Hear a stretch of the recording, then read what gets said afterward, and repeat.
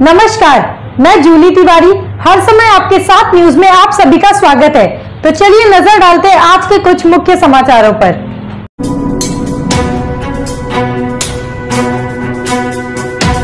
अंबरनाथ नगर परिषद के अधिकारियों को हटाओ। शहर में कचरा, घंटा गाड़ी व अन्य समस्याओं के लिए जिम्मेदार अधिकारी। अंबरनाथ के अधिकारी प्रशांत रसाल को 4 वर्ष हो गए हैं। अंबरनाथ में उनके कारण शहर में कचरा, घंटा गाड़ी, ड्रेनेज जैम, सड़कों के गड्ढे जैसे गंभीर मसले हल ही हो रहे हैं। उनको अंबरनाथ से पहले हटाओ, ऐसी मांग मनसे के शैलेश चिरके ने विधायक बालाजी किड़ीकर द्वारा आयोजित शहर की समस्याओं पर चर्चा के लिए नपा कार्यालय में बुलाई गई बैठक में किया। इस बैठक में शिवसेना के पूर्व नगर सेवकों के अलावा महिला, पुरुष कार्यकर्ता बड़ी संख्या में उपस्थित थे। सभी ने एक ही आवाज में कहा कि शहर के सभी परिसर में कई दिनों तक घंटा गाड़ी नहीं आ रही है। शहर में कचरा ही कचरा फैला हुआ है। विधायक किड़ीकर ने भी इस समस्या को लेकर मुख्याधिकारी एवं स्वास्थ्य अधिकारी स्नेहा वंजारी को आड़े हाथों लिया। किड़ीकर ने गुस्से में कहा कि मुझे लोगों के सामने जाने में शर्म आती है। अधिकारी ने शांत रहते हुए उत्तर दिया कि इस मसले का हल जल्द ही निकाला जाएगा। सड़कों पर के गड्ढों पर भी बड़ा हंगामा हुआ।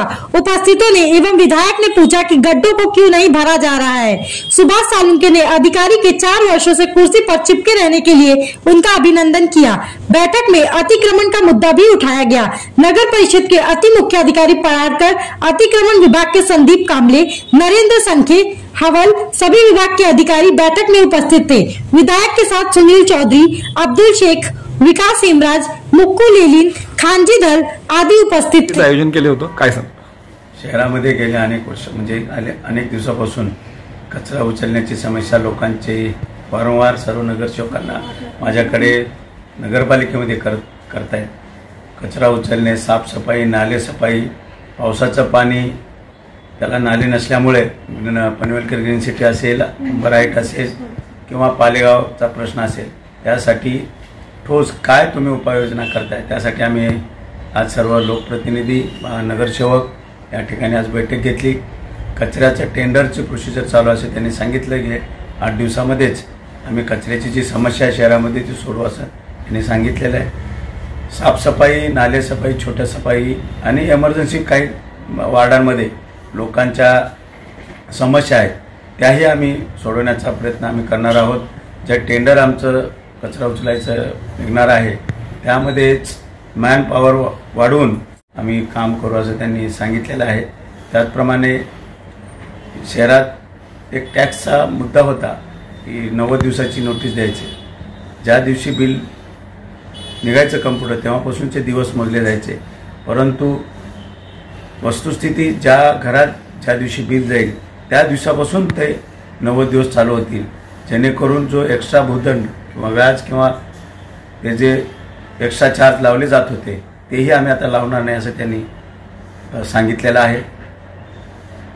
महिन्यापासून आम्ही काढतोय, परंतु काही लोक कोर्टामध्ये गेले, कोर्टाचा निकाल लागला आणि आजच कचऱ्याचं टेंडर आम्ही ओपन करतोय आणि 8 दिवसातच आम्ही समस्या सोडवू असं त्यांनी सांगितलेलं। साहेब, फेरीवाल्यांचा प्रश्न ऐरणीवर आलेला आहे। अंबरनाथमध्ये चालायला जागा नाही, तेवढे फेरीवाले त्या रस्त्यावर आलेले आहेत। गाड्यांचं कुठल्याही प्रकारचं नियोजन होत नाहीये आणि काही पक्षाचेच पदाधिकारी यांच्याच गाड्या आहेत, त्यावर काय सांगाल? आता सुद्धा हा मुद्दा निघाला होता।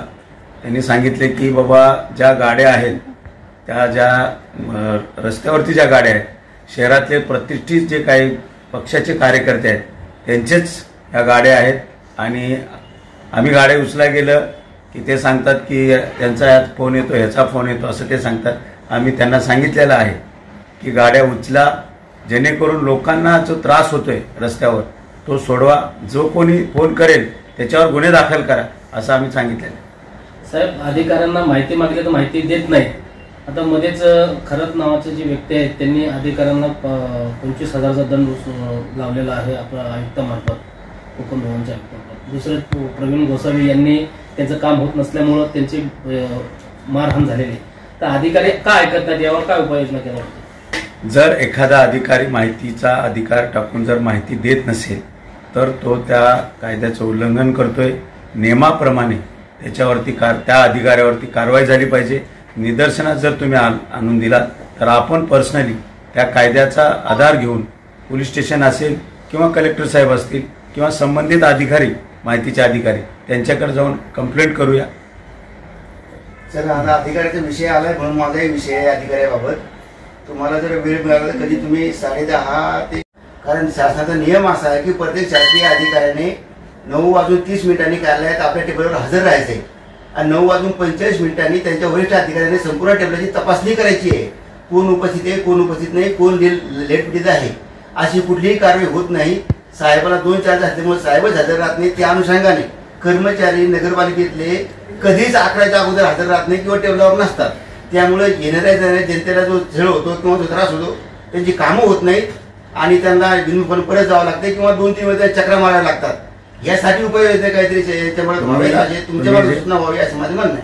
आज तुम्ही मला जे निदर्शनात आणून दिलेलं आहे, आपल्याला प्रत्येकालाच तो अधिकार आहे जो संविधानाने दिलेला अधिकाऱ्यांना विचारण्याचा.